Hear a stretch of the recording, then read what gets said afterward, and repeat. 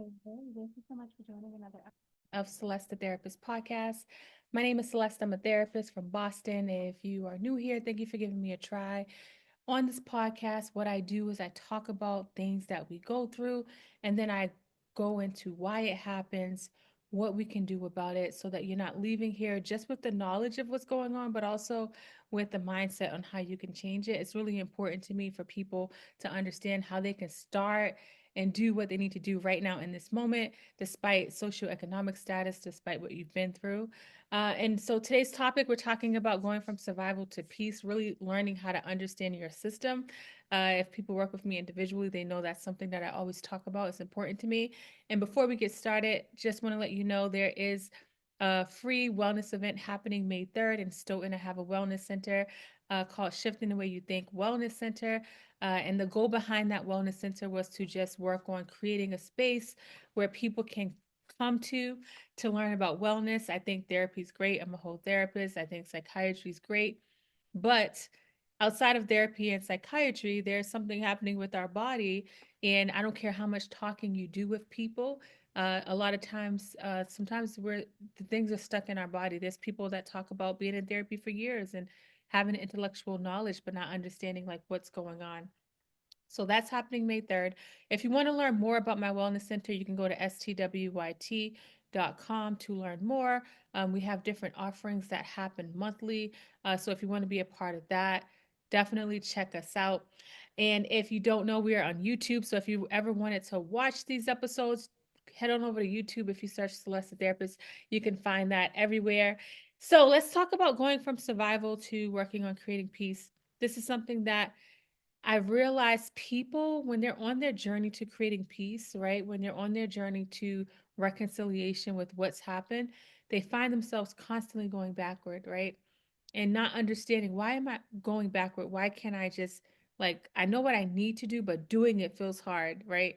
I can't remember who it was on my podcast. They said it can feel like walking over a puddle. No, it's like, it sounds like walking over a puddle. If I say, okay, all I need you to do is X, Y, and Z, okay. But then when you get ready to do it, it feels like you're trying to walk over the Grand Canyon. And a lot of times we don't understand that logically we can know what to do, but emotionally it could feel hard to do. And when you think about all the books that are around, self-help books, there's a lot of books that talk about what needs to happen, but doing it is actually hard.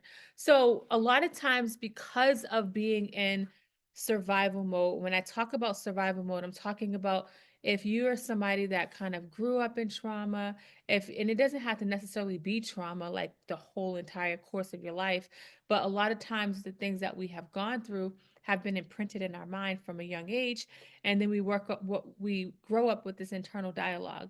And a lot of times we don't realize that our system is learning how just to survive, how to be hyper alert, right? There's so many different things that have happened over the years for people that they don't realize that they're no longer living life. They're just literally in survival mode, right? The sun could be out, the flowers could be blooming, but you don't see the sun, you don't see the flowers.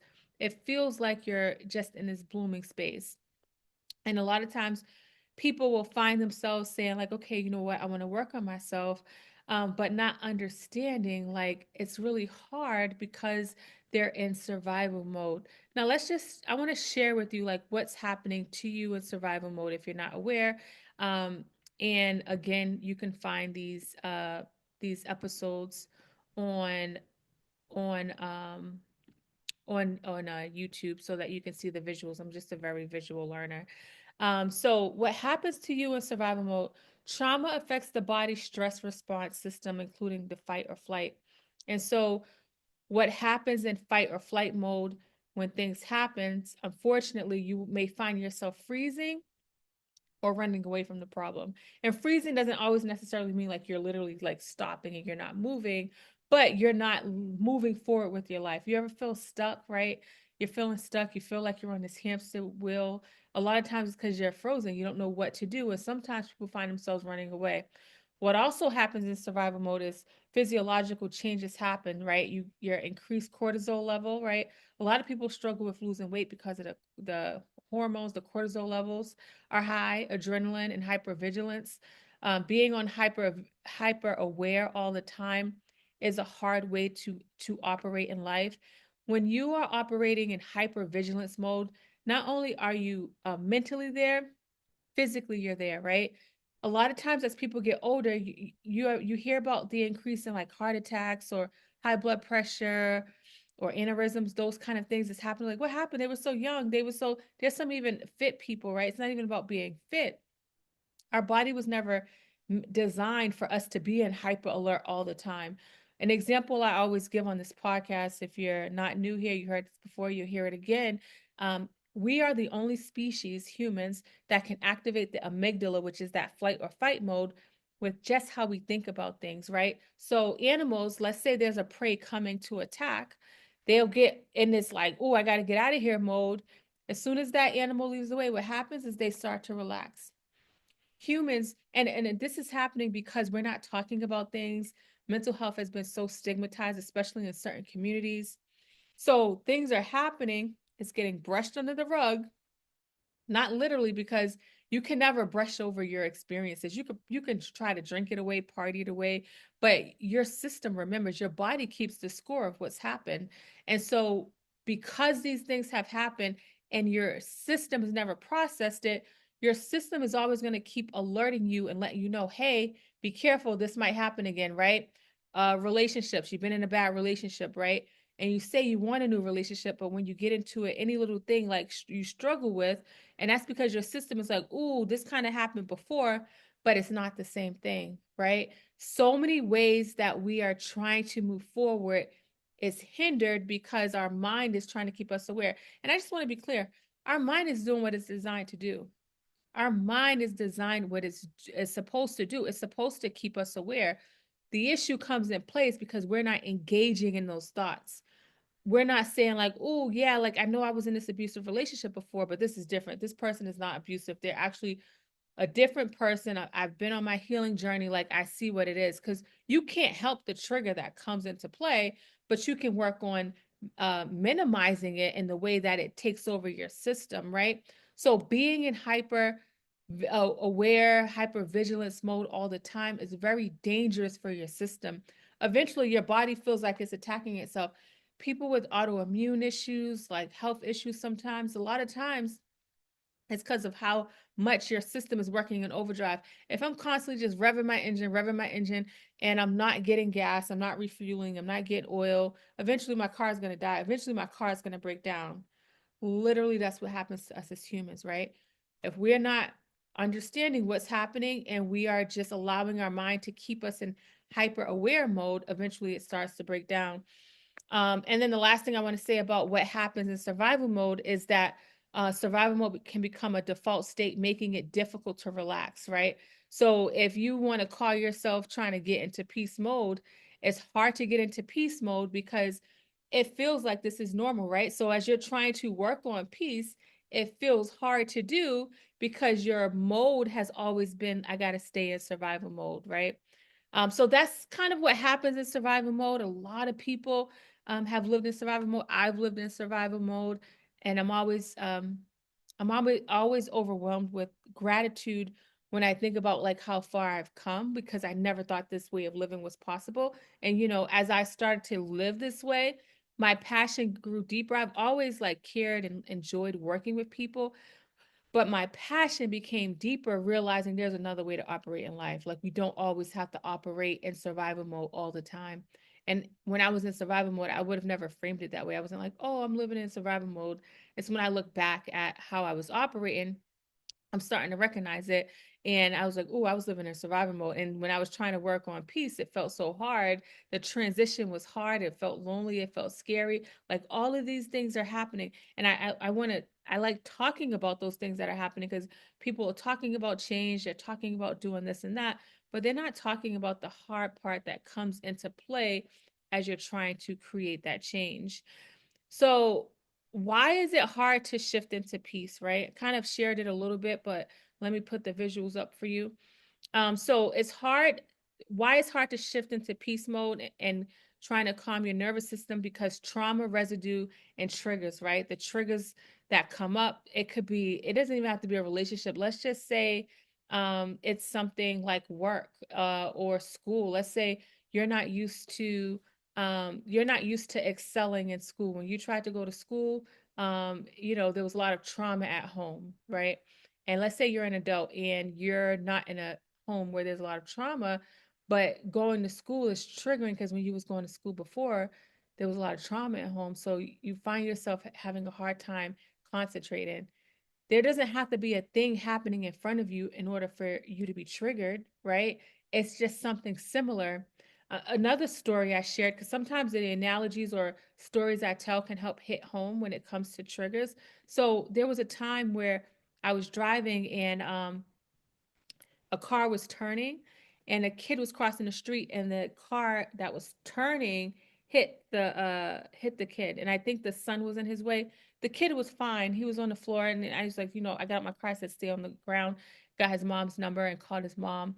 And there was a McDonald's next to it. The kid had a McDonald's cup in his hand. The McDonald's cup flew. The kid was fine, no blood, nothing, right? I promise you, like weeks after that, when I was in McDonald's, the soda, my stomach started turning. I felt like something was about to happen. Because that McDonald's was near my office, I was driving by it and I remember feeling like, oh my gosh, like what's going on? Now to this day, that probably happened like 7 years ago. And thank goodness I was aware of what was happening. So I don't have this like weird thing about when I see McDonald's all the time. I'm not like freaked out by it. But for some people, they'll find themselves freaked out by it because they don't know what's happening. So they don't realize their stomach's turning and when they're around McDonald's because of what happened 10 years ago, right? A lot of times when I'm working with people, they'll say, like, they'll tell me their story, they'll tell me what's going on now. And I say, oh, it sounds like this may have triggered that. They said, but it was 20 years ago. I said, yeah, but it was still your experience, right? This is not things we're taught. And now to this day, when people across the street, I am very much hyper aware and I know what's going on, right? And if somebody's trying to cross, I'll beep to make sure. Like I think I'm very alert when it comes to people crossing the street, but I know that was triggered from watching that kid cross the street. So literally, that's how triggers work. Nothing has to be wrong. Me driving by McDonald's and there's no accident or nothing, and my stomach's turning, like I could feel my physical body activating going by McDonald's after that event first happened. That's what I mean when I say triggers could come up and nothing's wrong. But because I'm aware and because I was able to talk to my mind and say, oh, everything's fine, I can go by McDonald's and be fine. Right. So that's literally how triggers work. So why it's hard, hypervigilance and anxiety, difficulty with self-regulation and relaxation. If you have been living in hyper alert all the time, how the heck are you supposed to relax, right? If being in survival mode has been your default method of operating, relaxing is going to feel hard. And then another reason why it's hard to shift into peace mode is because you may feel stuck or numb, right? Being stuck, feeling numb is such a hard place to be. And a lot of times I'll tell people, when we're talking and we're dealing with some hard things and I'm like, I know this is really hard and I know you're going through it, but I want you to know going through it is better than feeling numb, right? And I think that's given me peace is like reminding myself of the highs and lows of life. It's allowed me to create some peace and normalcy when things happen where I'm like, this sucks. I'll say it like, this sucks. This is hard. Um, but I'm grateful that I'm able to understand what's going on and I'm not just running through the pain with alcohol. I'm not running through the pain with just escaping. Sometimes you have to escape in the moment, but escaping longevity wise is like too much, right? So the last thing I want to talk about is like some strategies. What are some strategies you can work on from going from just surviving to being in peace, right? And as I'm talking about these strategies, it's not like a one size fits all. It's not like, okay, let me do this, and it's going to be okay. I just want you to think about putting one foot in front of the other, right? Some practical tools that you can work on when it comes to your nervous system, going from this survival space to just like living life, it's a whole nother way of living. So deep breathing exercises are huge, right? If you go on YouTube and type in 2 minute breathing circle, there's a circle and it goes in and out, in and out. There's something powerful about taking deep breaths that can really help calm your nervous system down. A lot of people, you may say, but Celeste, I breathe, but sometimes your breathing's labor and it's not deep, right? So really being mindful and allowing yourself to have some really deep breath work is good. Progressive muscle relaxation, like working on allowing your muscles to relax because your system is like this. Once you get in tune with your body, you'll be like, ooh, you ever went a long time and then one time you had a massage and it's like you didn't realize how tight you were because you're so used to being tight. I tell people all the time, we adjust to pain. We literally, like, our back hurts and we'll do like this, or we'll just pop a Tylenol, but we won't check in with ourselves and be like, oh, I wonder why my back's hurting, right? Like, I know for me, when I'm struggling, my back starts hurting. As an adult, I learned the signs. As a child, it happened all the time, but the doctor gave me muscle relaxer. They didn't ask me like what's going on, right? They gave me a muscle relaxer. As an adult, I don't need a muscle relaxer. Why? Because as soon as my back starts hurting, I'm checking in with myself. Ooh, what's going on? For somebody else, it might be your stomach might be turning. You might have GI issues, right? Bowel movement issues. You might have your sweat. You might get sweaty. There's so many ways that our body's giving us signs that we're not aware of. Mindfulness meditation is important. Something you can do, getting in touch with your thoughts. You'll be surprised. There's a million and one thoughts going on in your mind, and you're doing nothing about it, right? If you can work on taking just 2 minutes and start, like, if you've never done this before, take 2 minutes to do a meditation. Do that for a couple weeks. Up it to four, right? Increase it every 2 weeks. Increase 2 minutes, and you can go on YouTube and type in 2 minute meditation, 5 minute meditation, 6 minute meditation, and just allow yourself to sit. And if you say, Celeste, but all these thoughts are going on, that's the point. I want you to know what's going on in your head. There's so many horrible things happening in the world that we don't even realize. Like, I will not go to bed watching stuff that are hard because I know it's going to sit in my system. So we don't realize, like, the things we hear on the news, the conversations we're having with people. You ever talk to somebody on the phone and they was going through so much and you get off the phone and you're feeling drained? Energy transfers. And so if you're not making time to understand what's going on in your mind and you're trying to figure out, why do I feel so stuck? Why can't I go to the next level? This is the reason why. It's because you're allowing all of these things and thoughts to stick in your head and you're not releasing them. I say, imagine, you're in the house and you just, like, here, throw the trash in one room. Just keep throwing the trash in the room. And so you don't want to open that door because it's like, dang, I got a lot of trash. But then if you say, you know what, I'm going to work on dealing with this trash, guess what's going to happen? It's going to be hard at first, but what's going to happen is the clarity is going to start to set in. Grounding techniques are important, right? Working on getting grounded is helpful. It allows your system to know, okay, we're okay, right? It's no longer, I'm no longer this 10-year-old girl. I'm actually a 25-year-old woman, and I have power over my life.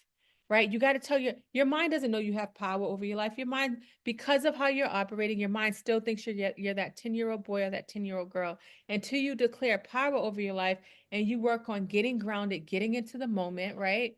Putting your feet on the ground, right? Smelling the roses. Like, look, what can I see? What am I looking at? I'm looking at trees, right? So that allows you to get focused in the moment, right? And then having some self-compassion and self-care practices, right? None of these things have to cost money. If you're saying, I don't have money for it, I'm not asking you to buy anything. I'm asking you to go on YouTube, right? I'm asking you to put your feet in on the ground, right? I'm asking you to go for a walk, put your phone away, right? Put your phone away for 5 minutes and allow yourself to see what's happening. Until you do that, it'll be hard to work on living life and not surviving. So those are some ways to think about, like, allowing your system to relax, right? Some other things that I'm thinking about is community is important. I said therapy's great. Getting into community, being around like-minded people, right? If you can't find like-minded people in person, look online, look for support groups online. NAMI, NAMI is a great organization that will have online stuff. There are free things online that you can allow yourself to get into. You got to do a little bit of research, right? Allow yourself to experience what it feels like to live life and not just survive life. If this is something, if this is new for you, right? I remember this lady, she was she said she listened to my podcast a lot, And one day she was washing dishes and she was like, "Oh my gosh, I'm no longer in survival mode. I'm actually thriving." She DM'd me and shared that story with me, and I remember thinking like that is so dope to like realize like no, I'm not in survival mode. I'm actually thriving. I'm actually living life. Literally, that's what I feel like. Why I keep showing up for the podcast, for my wellness center, for my clients is because I recognize there's another way to operate in life. America's not going to tell you, right? Because if they tell you like, oh, there's another way to operate in life, you ain't gonna have to buy those extra products that they want you to buy. So I want you to know there's a way to work on living life and not just surviving life, but you got to work on getting into the moment. And getting into the moment is scary. It's hard. It's hard work, right? If my heart is bad and I'm getting a heart transplant, some people, they'll switch out the old heart and give them a new heart. Some people don't last with the new heart because their system didn't get acclimated to it, right? So when you are getting a heart, lung transplant, whatever, there are certain things you can't eat, certain things you can't do because your system needs to get used to the new space, this new system that it's in. Even though it's a foreign object. Even though my old heart was bad, my old heart's operating at 10%. The new heart that they're giving me is operating well, it's healthy, but because it's foreign, my system wants to reject it, even though it's a good heart. So when you think about the things that you need to do for your life, the areas you want to go in life, and you haven't done that before, you've never seen that happen, your system is going to reject the meditation. Your system is going to reject getting up early to start your day with you because you've never seen your parents start their day with them. Your system's going to reject it, even though you're not doing anything bad, but it's new, right? So I want to challenge you and I want you to understand like this is what's going to happen when you are trying to work on changing the way you're operating. But please understand, eventually your mind and body has no other choice but to fall in line with the direction that you're taking it. So I hope this was helpful. I hope this makes sense. If anything I ever say resonates for you, understand that you have the power to make the change. But guess what? You got to start to have faith to believe in yourself. And when you have faith, when you start believing in yourself, I promise you, no one can take that away from you. Don't forget, visit me on my website, stwyt.com. If you want to come to any events, all the events will be there. If you want to learn more about me, you go to celestetherapist.com. Find me on all social media platforms at Celeste the Therapist.